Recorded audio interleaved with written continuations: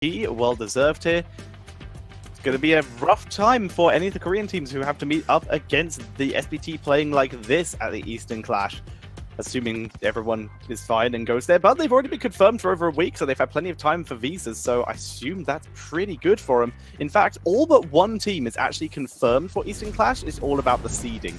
Genji, Tempest, Ballistics, the one SPT, CE, and BTG are all confirmed. It's all about the final seed from HGC Korea, which will be happening this Friday, Saturday, or is it Saturday, Sunday? Because they've only got 2 days, don't they? Yeah, I'm not exactly sure in the scheduling as well, but it's safe to say that this weekend is going to be a very crucial one for Korea, you know, especially for the two teams that could still go over to the Eastern Clash, Miracle and 27th, Blossom. 28th. So Friday, Saturday is when the matches will be taking place. And it basically all comes down to one match, and that is the very first match, Miracle versus Blossom. Winning team probably goes to Eastern Clash. Wow, this is basically almost like a grand final for them, because the winner basically makes sure to go to one of the most prestigious Asian tournaments. Wait, the playoffs? I think playoffs still count, right? I believe so. And what's that tick mean? Qualified. Yeah, so only the top 2 from Korea auto-qualify, and everyone else playoffs, I think. Here we go. Maybe? So that means Ballistics technically auto? I don't know. I'm confused. But system is not written out here. I'm sure we're working out. We're going to let G-Clef and Wolf deal with that shenanigan, right? All we do is China, and all we care about is China. Either way, in China, like you said, the region that we care about and are focused on and will absolutely win the Eastern Clash because we believe in them, we have Hanzo being picked up first for CE, with Phoenix banned away and the Genji banned away. Alufal is once again having his hero pool potentially exploited a bit. Yeah, already we can see that Alufal not really willing to go for the Jimmy for the Rainer too often. We saw him on that hero yesterday. Either he didn't enjoy it, or maybe his team as a whole has a different approach to the game right now. But yeah, falling back onto that Hanzo that didn't really convince us in game number 1. So let's see what they end up going for next. Decker Kane already secured. Map is Sky Temple, by the way, for those of you who missed out on it. Yeah. So the global already coming in for SPT. Dehaka is going to be very, very useful. And I just want to highlight, like, how good of a player Soap is right now in China. He's easily the most improved solo laner, if you think about it. On how he started back in 2017, right, when we were not really sure about his performances all the time. But right now, especially with that last game, I might as well just say this was the best game of his career. Like, he impressed me so much in game number 1 here. Without it being super flashy. It was just incredibly solid, incredibly heads-up play. And also, I've been informed that apparently it is just based on group seedings for the Korea region. No playoffs. If you decide to go to Eastern Clash, the playoffs are for BlizzCon. But with that, that does mean, as we said, the Miracle Blossom match this Friday will be quite a sight to behold, as Alex Straza banned away. Very interesting. 365 has been leaning on that Alex Straza very heavily. I agree. It's very similar to St. Ukov of the A-team, right? In which we see a heavy preference of the Alex Straza and some of the Chinese teams here. And already we can see that the Tychus has been banned out. So Tychus taken away from Melody C, and with good reason. If you look at the high HP bars on the side of CE, with that Diablo, with that Blaze, getting rid of Tychus is not a shabby move. So Falstad comes in here. SPT, they very much like the hero, and this is, of course, a fantastic map for it. The double global already online. Very cool to see here. Now CE. Is it possible for them to take any global of their own? If they went for Malfurion, not Malfurion, say Abathur, for example. They are putting their tournament life back in the hands of the Azmodan. They tried it on the smallest map, it didn't work. So what do? Try it on the biggest map with basically the exact same comp. It is a very similar comp, is it not? With the exception that the support is a little different. But aside from that, the two assassins are the same. Yeah, it's the same concept here. Exactly. With a decent frontline engager. This time they don't actually have anyone to group up the minions, so Azmodan's kind of on his own there, but Rhaegar can definitely pre-set up in terms of if they want to get maximum wave clear potential. But here's a little bit of extra burst, and once again you're against 3 incredibly big hitbox heroes. A Cursed Bullet could be pretty clutch here. That it could be. So it looks like CE is willing to experiment a little more with the Asmodan in their ranks, trying to find out his true power level, maybe on a larger map like Sky Temple. The question is, can it work? As Tetris said in the first game of today's series, it got bodied and demolished pretty hard with SPT's relentless map pressure. Now, on Sky Temple, Asmodan could actually have more of an opening, right? He could sometimes get away with all those sneaky side lane pushes with the Demon General, for example. However, Tetra, and that is a big however in my opinion, there's 2 global heroes to potentially deal with him. Yeah, the double global is a huge deal in terms of actually being able to deal with that Asmodan. So as such, he is probably going to go for a more team fight focused build. The question is that the right choice? Will it work? Because they could be shut down pretty easily. They can get slams, but can they actually finish anyone off? Hanzo kind of has to be the finisher, or they have to use Rhaegar to do it. Yeah. I also really like the Greymane as the last pick once again, which could be very, very lethal against heroes like Asmodan, but also against all these frontliners, right? We don't know if he's going to go Cursed Bullet or go for the Throat. I think both of break abilities will be really good against Asmo, depending on how your playstyle is, right? Whether you want to finish him off with a go for the Throat or actually chunk him down before that with the Cursed Bullet.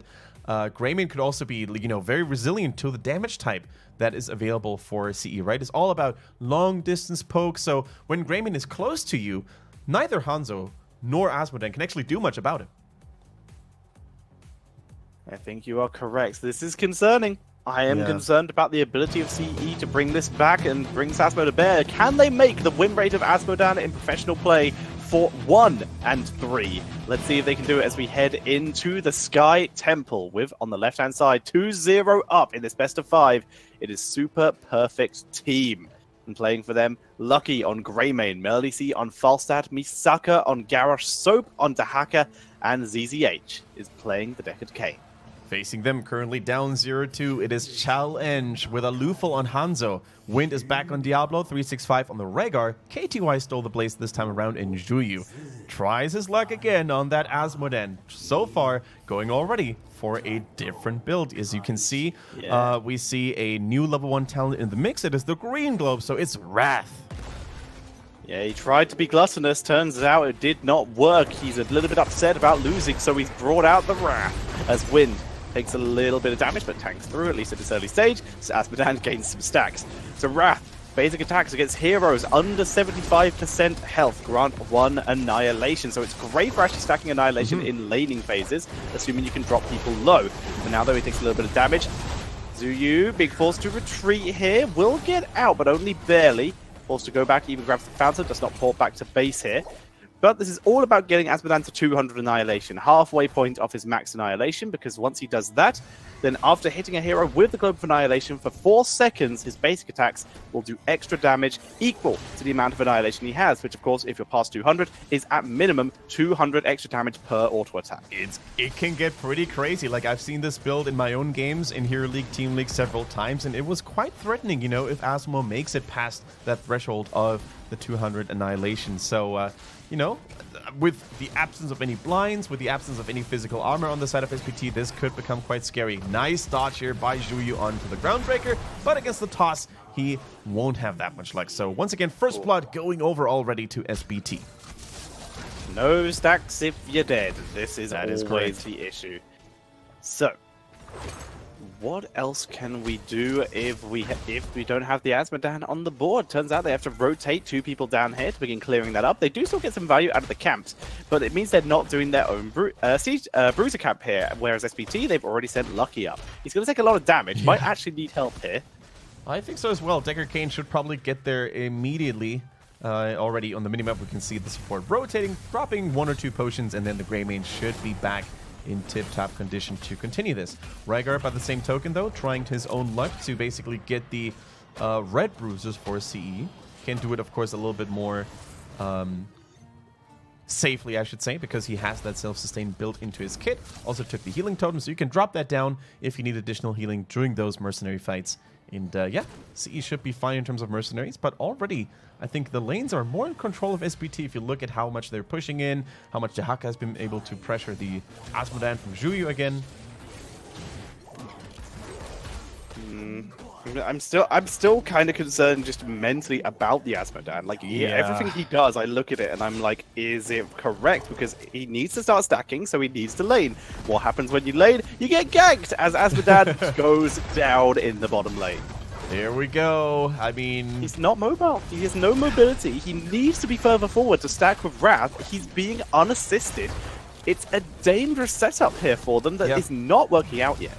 So I fully agree with you. The way I think Zhuyi needs to play here a little bit more is by rotating, right? You go from bottom to middle, because the more you're on the move, the harder you're actually to catch for these two-man ganks. But if you rotate, if you don't rotate, and if you stand still in the same lane over and over again, you know, the Haka and Decker Kane, they can go for that gank, they can slow and CC you down and execute you. And I'm not even sure about the pick in general on this map, right? Sky Temple is not known to be a map where you can just sit idly and stack a little bit, because eventually those map objectives, those temples are going to ruin your day. Gets a slam down. Oh boy. Gonna do a little bit of damage to Misaka, who is below 75% health, so Annihilation is applied. Falstad is flying in. No Gust play here. This is just a wraparound. Very risky positioning. But with the good drag on 365, this might be worth it. Here comes the Spirit Wolf. He does escape. And cocktail. No, a Luful sniped by Lucky with that cocktail.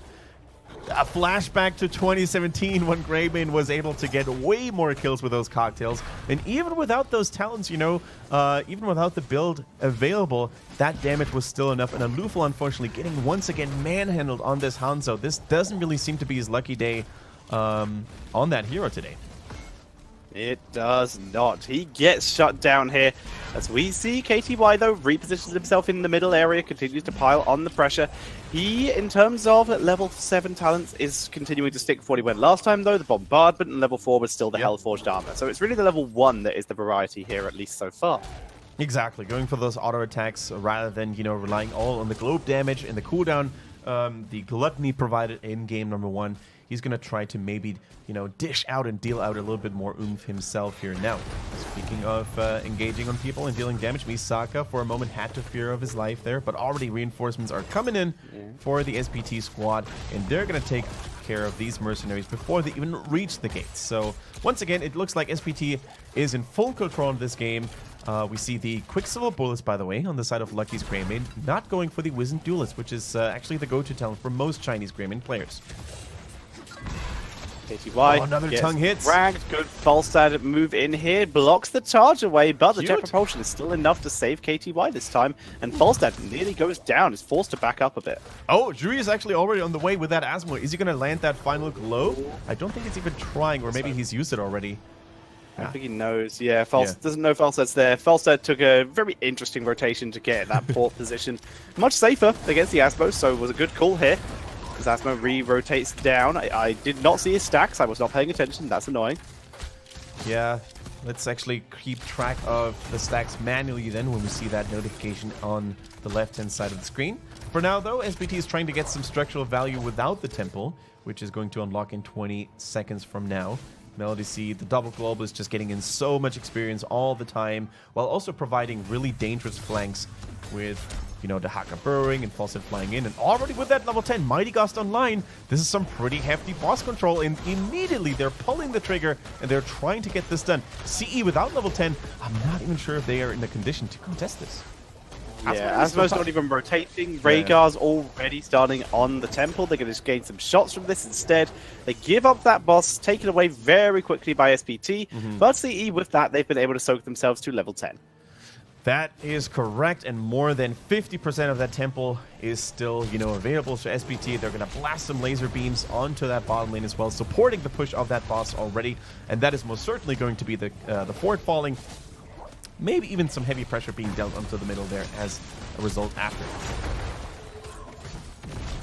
Little flip onto Misaka. Whoa, and Wind will get hit by that boss stun. Nice flip there. Here comes the charge, though. Indomitable completely shuts that down.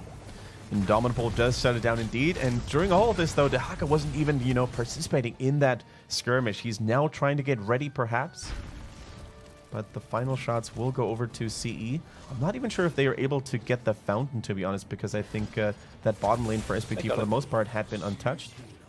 But yeah, they do. Looks like they do get the fountain. Therefore, it also survives, which is the most important bit, but that's still very vulnerable. Yeah, took tempo shots and a boss to not kill a fort. That is impressive defensive skills and boss clear speed by CE. Of course, they do have a Hanzo, who I believe is probably fully stacked at this point. Yes, they he is. begin burning down the Bruiser camp. Yes, he is. We saw the notification earlier. And now, of course, with that bombardment, as you said, Tetcher, at level 7 for the Osmo, he's going to have this empowered basic attack value on several targets. You know, if he lands those globes. Is that stack? Sorry? I assume those two would synergize and stack, right? Oh, yes, they do. Good to hear. Excellent. As Soap starts pulling back, taking a little bit of damage, but able to survive once again, as we see Azmodan being taken out again. All right. Fortunately, we talk about Asmo and all the glorious things he could do in theory, but he needs to live in order to actually get that damage done. For now, though, Aluthal and Wind on the side of CE, they're trying to get something done. 365 for the Rhaegars also joining the fray here. But in the case of an emergency, there is Misaka already trying to go for that flank. The dismount attempt fails by Hanzo. The slow is good onto Diablo. A late cleanse, actually. But still, Diablo looks to be safe for now. But look at that isolation hitting. Soap needs to be careful himself, though. He's still going. He's still trying to survive here. That ancestral healing comes out. And somehow Wind actually survives all of that. He ate everything there, but able to tank through. Yeah, that was crazy. And you could see the Emerald Cube actually from Decker Kane go down after the Ancestral was cast. I'm not sure if the ability was on cooldown before. It probably was. Or if the timing was just a little off by ZZH. But if that Emerald hits during the Ancestral, that is a dead dibbles, because 75% reduction on the healing value of the Ancestral healing, which is already weakened since the last balance update, would have not been enough to save him. So now KTY burning through that top lane area. Still, the Sea Giants begin to push bot lane, and with the Temple, only one shot required to finish off that bottom fort. So now Dahaka continues to hold bottom, because middle fort is also exposed. Might be able to get a double fort play out of this. Yeah, that is insane, actually. The way SPT can zone out their opponents to their, own preference is just nuts. I don't even understand why C isn't trying to force anything here, but that is because their composition doesn't have a lot of burst damage, right? They've got Hanzo, they've got Azmodan. It's all designed to actually win the war of attrition here with, longer sustained damage, but even so, Lucky doesn't even care about it. And CE, they need to finally find their rhythm and, make something happen. They do get the final shots, but the damage already has been dealt. 3 forts still available for SPT, 2 now with the middle falling, and none of the forts actually left for CE. Bad news indeed. Although Wrath is now online for Azmodan. Okay. That's going to be some good damage output in those team fights. But they actually need a team fight for that to work, as level 16 is about to be hit for CE, for SPT. That's bad news. CE, their window to actually maybe take at least an even talent fight is closed. Yeah, 16 is around the corner for SPT, and in order for Asmo to actually get his auto-attack damage in, which his build is designed to do, you need to be able to auto-attack, and I'm not sure if you can do that. There's so much CC available for SPT, right? The Taunt, the Gust, the Isolation, and then Greymane sitting in your face all the time. I think Asmo's probably going to spend more time running away and trying to kite than auto-attacking. Yeah. The extra attack range from Bombardment will definitely help with this, but they still need to get a good setup to even have the chance. 16's now taken by SPT, who were able to avoid a fight all the way until that was available. Now they begin to move in, showing themselves on the map, putting on the aggression, sealing away the Siege Giant camp of CE, and CE thinking about just not letting it go. They decide that, well, now's as good a time as any as they move in. Good bunker slam by Azmodan as he begins to move in. Bombardment, but Gus completely shuts that down. Lightning Breath being used, but that's a good taunt. Ancestral, not enough to save KTY. Yeah, the Ancestral not making it through is, of course, a disaster for SPT. On the flip side, though, CE's poking and long-distance poke was able to chunk down most of the health bars. So although they were able to get a kill, SPT that is, they now need to retreat. However, look at CZH's, recovering potential here. Now actually activating his level 13 talent for additional self-sustain with auto attacks. They're trying to get this boss done. No Blaze bunker available. No Blaze to actually save the backline. Diablo getting chunked down to pieces and ends up falling yet again. Second Ancestral that does not land here. Diablo has revived. He had full souls. Azmodan gets a little bit of slam value, gets some annihilation stacks, but this is still a disaster. This is not going the way CE wanted. We might end up with an 0-4 Azmodan in professional play. And Tetcher, I think at this time, even if the Ancestral had connected, there was already the Emerald on him, right? There was already the healing reduction applied to the Dibble, so it probably would have restored like 200, 300 HP, which probably would have not been relevant. But as you said, the Osmodan is on the way to actually lose the 4th game in professional play, in, you know, if you count Korea and China as the 2 regions. It doesn't look good. Especially not in Sky Temple, where there is so much pressure from the map objective, where you can't just go for those longer drawn-out fights every single time, where you need to make stuff happen near the temples, and if you can't do that immediately, then you're going to get zoned out. And already, look at the structures, man. 2 forts still available for SPT, and the top keep deck getting absolutely demolished on the side of CE. Only 1 more laser shot necessary, but it remains alive for now. Dahaka actually dropped very low by that top temple, Yeah. as he did not want to use his essence. Needs to save that for the team fight. Clears that top lane, protects his own fort, keeps his team in the lead.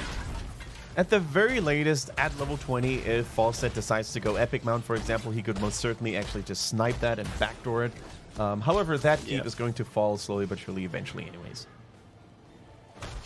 Yeah, next temple will do... Actually, no, next temple is mid and bot, so they are at least a little bit safer. Mid keep might have a small bit of leeway, which is good news for CE. They're on even talents again.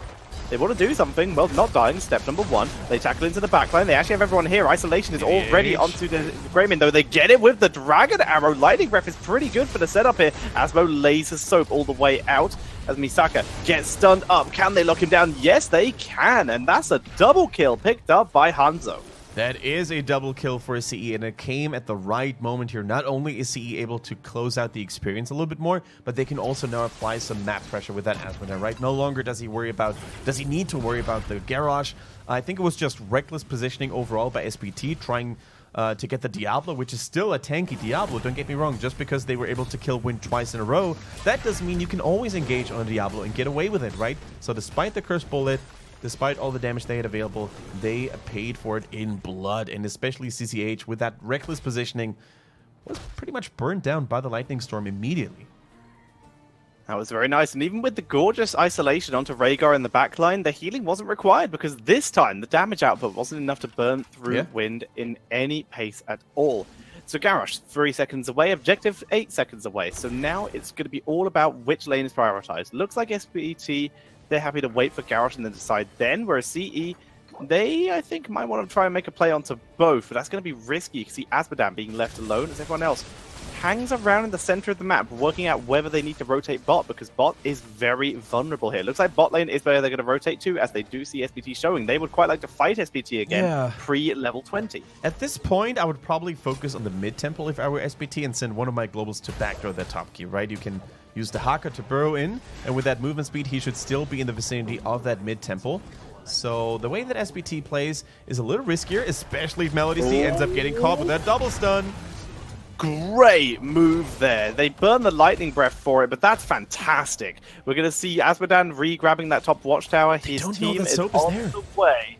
Well, they do now, as shots are coming in for their keeps again. And that will probably be dying. No, Dahaka backs out. Dahaka backs out. He does not want to get himself killed off here. But that's going to be the final fort of SPT dying at minimum.